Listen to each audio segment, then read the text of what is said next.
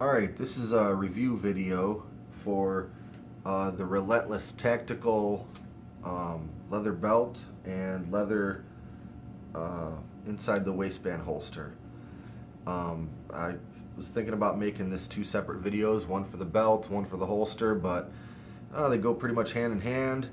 They're the same brand, they're the same style, and lately when I wear one, I'm wearing the other. So I figured I'd make it a 2-for-1 video. So yeah, I got the Relentless Tactical. They call it the Ultimate Concealed Carry gun belt. About 3 months ago, and I've been wearing it every day since. And I got the what they call the Relentless Tactical Defender leather inside the waistband holster about a month ago, and so far my impression with both is really positive. I was looking for a new gun belt. I know that the one I had before just wasn't really up to par. I looked around an awful lot, mostly online, looking at reviews, styles that I liked, and so forth. And for the price, this Relentless Tactical belt was the one I went with, and I'm really happy with it. It's very comfortable. It's definitely not as stiff as some of the gun belts out there, which I know is a negative to a lot of people that carry a gun. They like their belts to be just as stiff as can be. This one's soft enough to be comfortable, in my opinion, and rigid enough to do a very good job holding my holster and pistol in it. Now the belt comes in a lot of different colors and styles. Well, I should say I think mostly brown and black, but you can get it with various stitching or no stitching at all. I obviously went with this brown color with the brown stitching. I just liked the way it looked. So according to the product description, this belt is 14-ounce leather. It's the standard 1.5 wide. They say, just like all of their products, it's handmade in the USA. Can't really complain about that. This belt here I got in a size 42, and I'd say that it's just about perfect. Realistically, it's probably an inch or two longer than it really needs to be, but I always like having it just a little bit longer anyway. But that being said, I probably could have got away with the size 40. This belt on Amazon was about $60. Like I said, I can't really complain. I've had nothing but a good experience with it. Like I said, I've worn it every day. Of course, you will notice that it gets this sort of crease here where the buckle goes every day, and I'm sure, like with any belt, that's going to be the thing that starts to wear out before anything else. But I guess I'll worry about that when it happens. Previous to this, I would wear a pretty cheap belt for years before it was really kind of messed up. So I assume that this thing will last for a good while. And at $60, even if it only lasted me 2 years, I'd probably be fine just getting another one. Especially, like I said, I wear it every day. This is my primary belt. The only thing I don't love about it, I just don't care for belts that have this,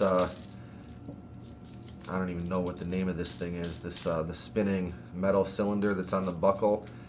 I know why it's there, and I appreciate why it's there, and it definitely does make it easier to buckle, but whenever the belt isn't buckled, I just personally hate the sound of that thing rattling around. But that's really neither here nor there, and it doesn't affect anything when the belt is on. Something I did notice about this belt versus a lot of the other leather gun belts is that the buckle is quite short this way.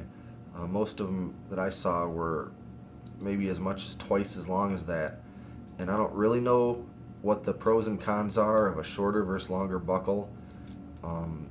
I prefer the shorter one. The other one just seemed like a whole lot of metal to add weight to it and to just take up more room across the front of me that I could pinch or lean against in a way that doesn't feel very good. So I don't know.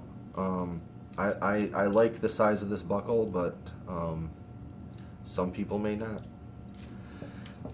Now, as far as the holster goes, according to the product description, it's also handmade from bull hide leather.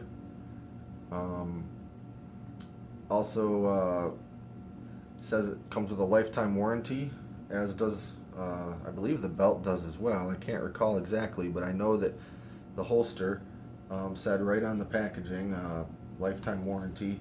So I assume that if the stitching starts to come undone or some other thing happens, I don't know. I probably have to send it in and they'll fix it or replace it or something. But I like the sound of that, and I'll almost certainly take them up on that if this thing starts to fall apart anytime soon. Like I said, I've been carrying it about a month, and so far there's no problems whatsoever. Now this thing also comes in black and a light brown that they call charred oak. This here is the color they call whiskey barrel brown, and I got it because it matched the belt, I guess. Now on Amazon, this was $40 for this particular holster. I can't recall if I already mentioned the price of the belt on Amazon. It's about $40. I probably already mentioned it, but in case I forgot in the 2 minutes since I said it, $40 for the holster, $60 for the belt. Anyhow, so this holster is said to hold a whole bunch of different sizes of handguns, from guns as small as the Smith & Wesson Shield, 9mm, all the way up to a Glock 19, Glock 17 according to the product description. This, of course, is a Glock 19, and I think it fits really nicely. You can see that the whole trigger guard is very well covered. One thing I noticed right away was that the trigger guard, of course, on a Glock is pretty squared and a little bit pointy, and it's created these impressions in the leather right away, and I imagine that those spots are going to start to wear through maybe quicker than anything else because it's pushing and stretching against that leather. In fact, you can already see right here it's kind of starting to have a little bit of an abrasion, probably where it rubs up against the belt, or just maybe my hip, I'm not sure, but I don't really care. It doesn't feel like anything, it just looks sort of abrased. But I guess if that eventually wears its way through, I'll take advantage of the warranty. I haven't carried any other guns in this holster. I don't really want to because this thing has been stretched out to fit the exact contours of this Glock, and I don't really want to malform it any other way with a different gun. But if it fits the 19, it'll fit the 17. You'll just have a little bit more barrel sticking out of the end. Now, I don't actually have a bigger framed pistol than this, but I do have an HKUSP airsoft gun that's an exact size of the actual pistol, and I do notice that there's absolutely no way that this holster would work for a gun with a frame of this size. There's just no way. So just mention that. The Glock is probably the biggest frame that you can fit in this thing. I don't know how well a smaller frame gun would sit in there. I'm guessing it would ride a lot lower in. Personally, if it doesn't fill up the whole holster pretty well, I don't know that I would really like to carry like that. But those are all hypotheticals because I'm not doing any of that. All I know is that this Glock 19 fits very well in there. I feel very secure carrying this pistol with a round in the chamber. It doesn't even slightly move or creep around in here when I'm carrying it. So yeah, it draws nicely. This clip is good and heavy duty, but it's wide enough and has just enough give to it that it makes it really quite easy to take on and off of the belt without removing the belt or without removing the gun from the holster, which is really what I was going for. I was looking for a rigid holster that I could take in and out with not a lot of fuss without having to remove the gun from the holster. And this fits the bill. I've really liked it. Now in the past, one of my common concealed carry holsters was one of these super flimsy flat nylon, I don't even know what you call this. If this is a pancake style or what. You can just see it's a piece of nylon folded over and stitched here with a real thin clip. And I love this because of how thin it is. It takes up almost, or I should say it adds almost zero thickness to the gun. Very comfortable, but it's very flimsy, and when reholstering, it's just not rigid enough. And so this is not the kind of holster that I would feel comfortable keeping around in the chamber. And there's little point to carrying if you're not going to keep around in the chamber. So as comfortable as this thing is, it's got to go. And my one concern with this holster was that it's going to be a lot thicker and therefore bulkier and maybe print worse. I mean, just look at the difference in thickness in the walls of these two. This one's at least twice as thick on each wall, but it's slightly bulkier. There's no way around that, but it's just as comfortable. I don't notice it against my side any worse than the nylon one. And I've looked at myself in the mirror every which way in all sorts of different shirts, and I don't feel like I'm seeing a print any worse than before. So, all in all, pretty good. Now, something else that I noticed about the belt, and I'll use this holster to sort of illustrate the point, is when researching gun belts, I see a lot of people say that the true test of a quality gun belt is when you can put the holster on the belt.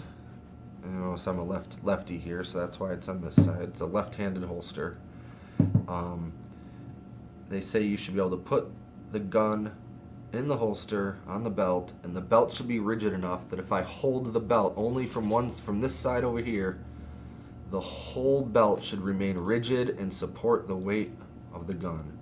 Well, there's obviously no way that that's happening with this belt. I mean, not even remotely close. I'm not going to let it drop, but you see that it falls right down. So I guess that's a sign of a poor quality and not rigid enough gun belt. So if that's what you're looking for out of a gun belt, this one is not going to do it for you. You need something that's way stiffer. I don't know. I don't really like those personally. It's a matter of personal preference. I don't want to wear something that's as rigid as a piece of steel wrapped around my waist. So take that for what it is. Now, when I'm wearing this belt and the gun is sandwiched between the belt and me, nothing moves. It doesn't wobble. It doesn't slide. It's absolutely in place. So that's my gauge of if it's a good enough setup. I have no problems with that. I know I've read some people talk about the difficulty figuring out what to do if you have to use a public restroom when you're wearing a gun and a belt, and I say leave the holster and the belt, and if the belt is rigid enough, when the pants are around your ankles, nothing's going anywhere. Well, maybe that won't work for this particular belt. Maybe if I'm using a public bathroom, it's not gonna cut it. But you know what? That's never a problem that I've personally encountered. Maybe I'm lucky enough to never need to use McDonald's bathroom or something, but I guess I'll worry about it when the time comes. But it's just not been an issue for me. I mentioned the nylon holster, which of course works as well as it's going to work with this belt. I've also used my Black Hawk Serpa holster with it, which is of course an outside of the waistband holster. I'll wear this if I'm open carrying when I'm camping or hunting. Generally I don't open carry just for the heck of it, usually only when I'm in the woods. But you know, this holster is actually easier to put on while I'm wearing the belt, but you get the idea. It's very comfortable, and even when the weight is outside of the belt rather than sandwiched between me and the belt, like I said, it's not going to do the old rigidity test that I've seen online so many times, but when this thing's buckled nice and tight, this doesn't go anywhere. Very, very comfortable and secure. You know, maybe if I one day shell out the $100 or $150 for one of these true hardcore ultra rigid belts, maybe it'll change my life and I'll say I can't believe I ever liked that flimsy thing. But all I know is how I like it and how it feels when I'm wearing it. I've got no complaints. I don't have any problems whatsoever with it. It's held up pretty well in my opinion for 3 straight months of everyday use. I've never put any leather conditioner or anything on it, which maybe I should. I'm seeing scuffs and scrapes on it just from ordinary type of use, but I don't really care about that. I don't wear a tucked in shirt for about 360 days out of the year, so nobody really sees the belt anyway. I like to wear long shirts over it. So yeah, that's pretty much it. I really like both of them. I'd give Relentless Tactical a shot if I need any of their other products. I know they make a Kydex holster. They make all sorts of different leather holsters for different size guns, revolvers, everything. I'm not sure if they have a different model of belt. I just know that this particular belt comes in a whole lot of different styles. But yeah, right here it's between the belt and the holster is about $100, and I'm not sure that I could be any happier with either of them. That's my impression of it, and I'd recommend giving them a shot if you don't want to spend a fortune and you like handmade leather holsters and belts. I guess that's about it. So until next time.